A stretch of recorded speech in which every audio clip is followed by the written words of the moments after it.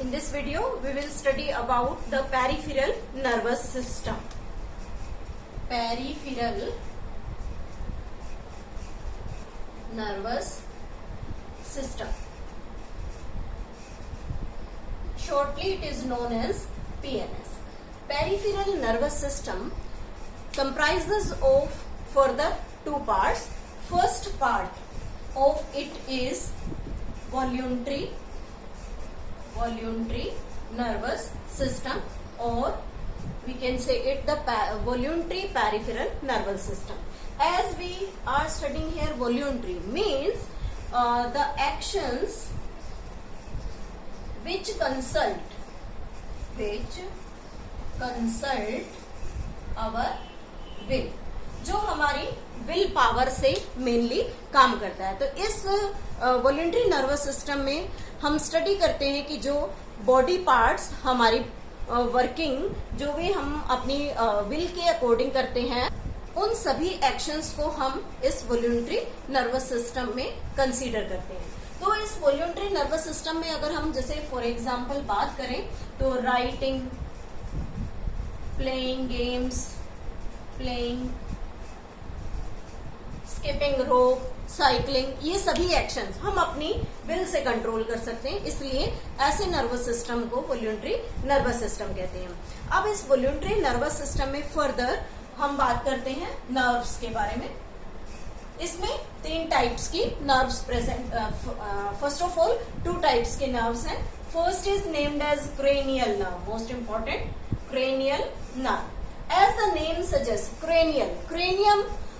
cranial word comes from the cranium. Cranium is the skull. जो हमारा brain है उसके चारों तरफ जो एक बोनी केज बना हुआ है, that is known as cranium. तो यहाँ हम क्रेनियम को ब्रेन से अटैच करते हैं कि जो नर्व्स क्रेनियम यानी कि ब्रेन से अराइज होती हैं उन्हें हम क्या कहते हैं, क्रेनियल नर्व्स कहते हैं. दे emerge from ब्रेन. ब्रेन से अराइज होने वाली नर्व्स को क्रेनियल नर्व्स का नाम दिया जाता है.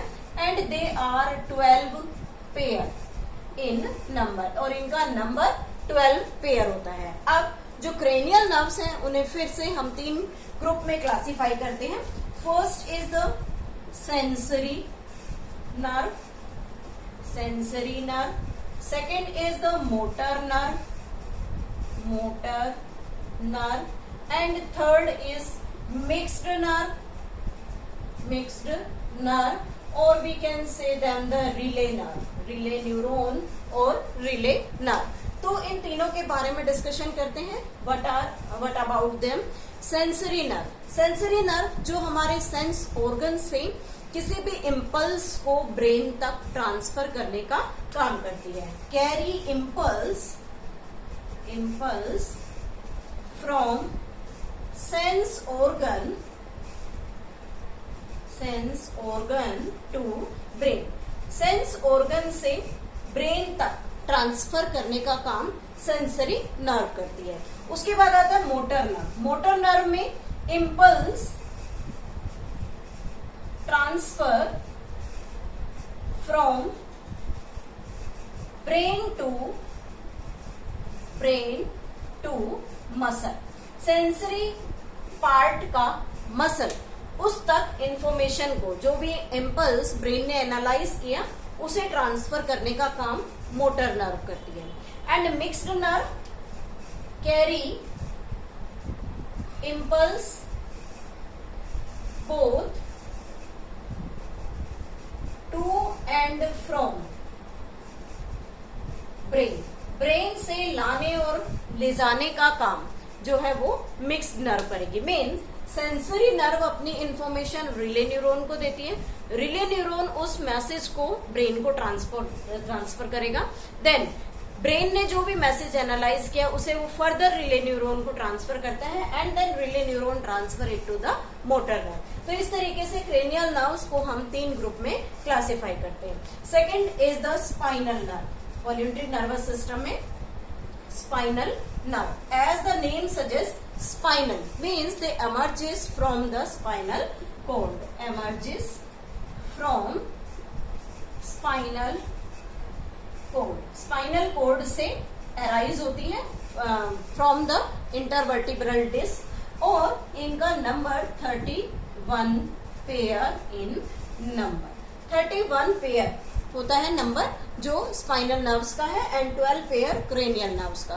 So this is all about the voluntary nervous system. Second is involuntary nervous system. Involuntary nervous system is also known as autonomic nervous system. This autonomic means, auto means self and nomic means govern, means the system which is self govern and work without consulting our will, जो हमारी will को consult किए बिना ही काम करता है, जिसमें हमारी विल पावर इन्वॉल्व नहीं है। ऐसे सिस्टम को हम इनवॉल्यूंटरी या ऑटोनॉमिक नर्वस सिस्टम कहते हैं। It is also known as visceral nervous system. Why it is known as visceral nervous system? Because it works with internal organs of our body like small intestine as well as we can say lungs। इनसे जुड़े हुए सभी functions जो है वो हमारी will power के बिना ही कंट्रोल करता है, इसलिए इसे विसरल, बिकॉज इंटरनल ऑर्गन की फंक्शनिंग को कंट्रोल कर रहा है। ऑटोनॉमिक सेल्फ गवर्न है, विदाउट कंसल्टिंग अवर विल काम करता है। So it is known as involuntary nervous system. अब इसमें ये किस तरीके के काम करेगा? For example helps in digestion, जैसे डाइजेशन के लिए डिफरेंट टाइप्स के एंजाइम को रिलीज करना इसका काम है। उसके अलावा हेल्प्स इन ब्रीदिंग रेट को मेंटेन करना, इंक्रीज आइदर और डिक्रीज, किस तरीके से फ्लक्चुएशंस होंगे। देन हार्ट बीट, किस तरीके से हमारी हार्ट की बीट्स को कंट्रोल करता है। Salivation also, when we think about the food to eat then salivation starts in our body. तो ये सारे एक्शंस हमारी विल पावर से पॉसिबल नहीं है, तो इसलिए जो भी एक्शंस हमारी विल को कंसल्ट किए बिना बॉडी में होते हैं they are known as involuntary nervous system. अब इनवॉल्यूंटरी नर्वस सिस्टम में फर्दर 2 क्लासिफिकेशंस आती है। First is sympathetic nervous system and second is parasympathetic nervous system. Sympathetic and parasympathetic nervous system दोनों एक दूसरे के अपोजिट काम करते हैं। They act opposite to each other.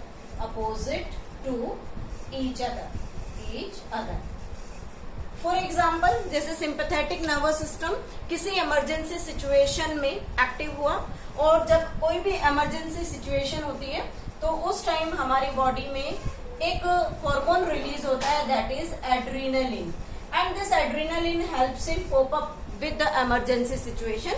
तो उस इमरजेंसी सिचुएशन में हमारी heart beat increase, breathing rate become faster,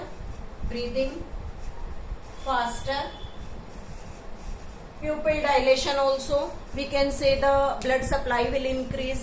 तो इस तरीके के एक्शंस हमारी इमरजेंसी सिचुएशन में बॉडी के अंदर होते हैं। तो सिंपैथेटिक नर्वस सिस्टम ने एड्रेनालिन को रिलीज किया और इस तरीके के एक्शंस करने स्टार्ट कर दिए। बट पैरासिम्पैथेटिक क्या करेगा? जब हम उस इमरजेंसी सिचुएशन से बाहर आ जाएंगे तो उस इमरजेंसी सिचुएशन से बैक जाने के बाद हमारी बॉडी में जो चीजें वापस से मतलब इंक्रीज हुई थी वो सभी अपनी नॉर्मल पोजीशन पर वापस आ जाएंगी। जैसे हार्ट बीट यहाँ नॉर्मल से इंक्रीज हुई, then it come back to the normal situation. Breathing faster थी, then breathing rate will reduce. तो इस तरीके से parasympathetic works opposite to the sympathetic. When the emergency situation gone, then it will release or it will stop all the activities with increased rate। तो इस तरीके से sympathetic and parasympathetic nervous system हमारी body में work करता है। Next one is how does the nervous tissue cause action? How does nervous tissue cause action?